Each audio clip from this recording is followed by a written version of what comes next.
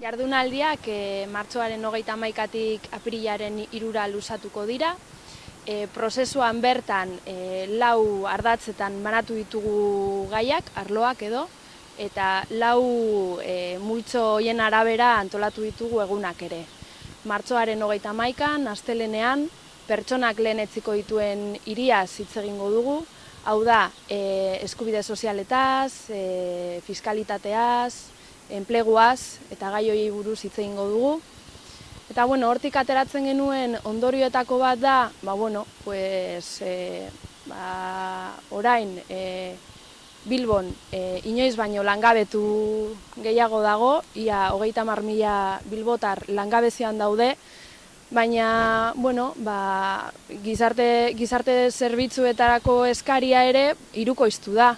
Baina aldiz laguntza horiek izoztuta daude, ez? Orduan, zer nolako politikak bultzatu beharko genituzke horri buelta emateko. Apirilaren batean, hiri eredu iraunkorraz hitz egingo dugu. Hau da, hirigintzaz, mugikortasunaz, etxebizitzaz hitz egingo dugu ere bai, eta ingurugiroaz.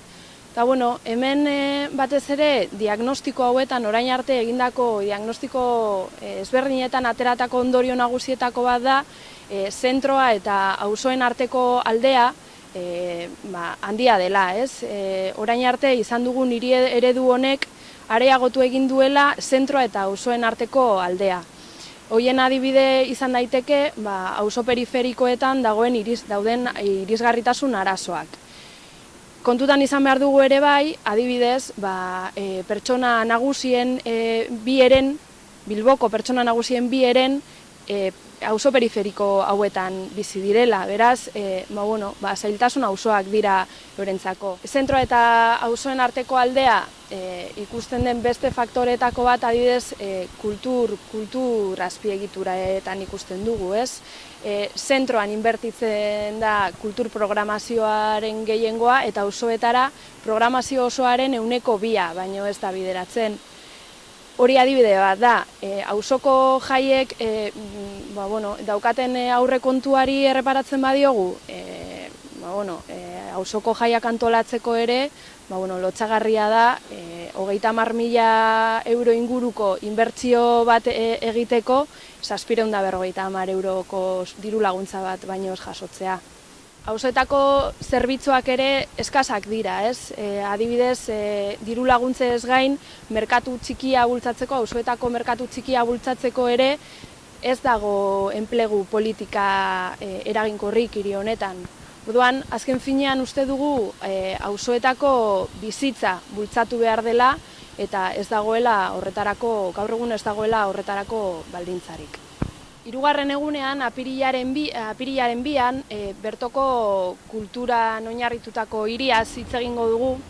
Eta, horre datu esanguratsua da Bilbo, euskaldun eta ia euskaldun kopurua kontutan izan da 151ko biztanleria dela. Aldiz, zenbait ikerketek esaten dute Bilbon euskararen erabilera ez dela 104ra iristen, beraz, horre zer nolako, hausnartzeko gako bat izan daiteke, zer nolako politikak, euskara politikak dauzka udal honek horri aurre egiteko, ez?